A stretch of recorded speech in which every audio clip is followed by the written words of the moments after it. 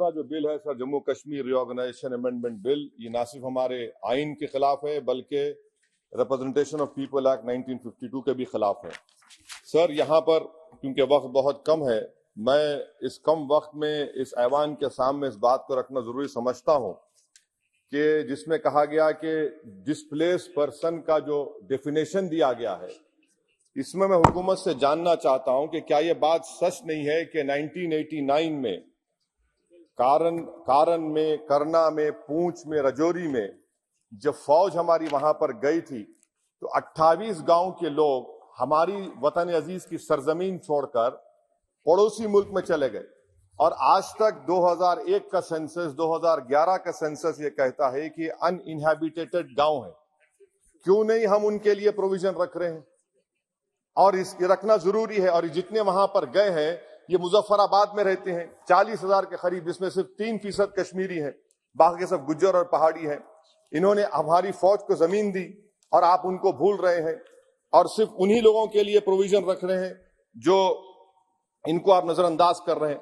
दूसरी बात यह है सर कि आप नॉमिनेशन करेंगे, नामजद करेंगे, कौन नामजद करेगा? एक अवाम की मुंतखब शुदा हुकूमत की सिफारिश पर एलजी नॉमिनेट करेगा, नामजद करेगा, या फिर दिल्ली से नामजद करेंगे? तो आप यहां से कंट्रोल कर रहे हैं, ये तो आइन के खिलाफ है। आप तो जमहूरियत को सबवर्ट कर रहे हैं, अवाम का जो मैंडेट है, फैसला सबवर्ट करने की कोशिश कर रहे हैं।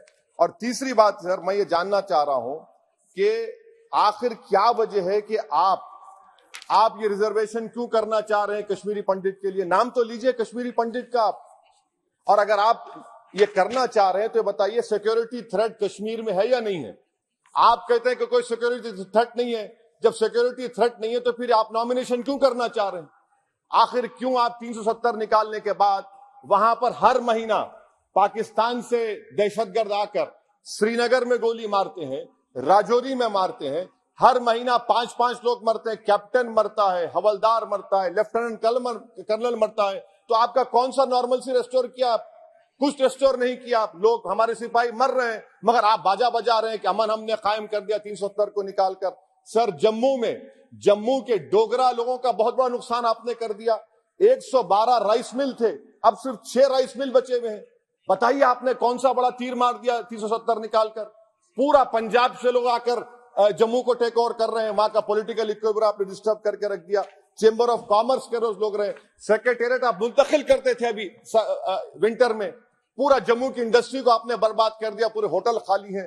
तो और आखिरी बात सर, मैं हुकूमत से जानना चाह रहा हूं कि एक आपके इंडस्ट्रियल एस्टेट में एक कमरा आपने बनाया है क्या? बताइए भाई, अंबानी साहब है, अदानी साहब है, टाटा साहब है, सब है, आपने एक कमरा नहीं बनाया वहां पर। एमओयूज तो करोड़ रुपया के हो गए, आपने ख्वाब तो इतने दिखाए मगर वो बेचारे वो ख्वाब तो पूरे नहीं होते कश्मीर के लोगों के लिए। जम्मू में करके दिखाइए, श्रीनगर तो दूर की बात है सर। और आखिर में मैं हुकूमत से जानना चाहता हूं कि इलेक्शन कब करवाएंगे? 24 का इलेक्शन तो आप करवा लेंगे, आपने जेरीमैंडरिंग करके आपने कॉन्स्टिट्यूंसीज बना दिए वहां पर, मगर अब भी आपको डर हो रहा है। आप जम्मू में नहीं जीत पाएंगे, बता रहा हूं आपको। वैली तो दूर की बात है, वैली तो मुझे यकीन है कि नेशनल कॉन्फ्रेंस और सब लोग निकाल लेंगे, जम्मू भी लूज करेंगे आप। अरे हाँ, आपकी हमारी डील नहीं हुई है, बोल देंगे डील हो गई। हमारा हाल तो लैला का हो चुका है। हम नहीं गए सर, हम नहीं गए भी तो आप लोग मध्य प्रदेश जीत गए। कैसा जीतिए मेरे बगैर आप मध्य प्रदेश? सर मैं कंक्लूड कर रहा हूं, मैं कंक्लूड कर रहा हूं सर, मैं कंक्लूड कर रहा सर। ये खामखा निशिकांत को आदत है छेड़खानी करने की।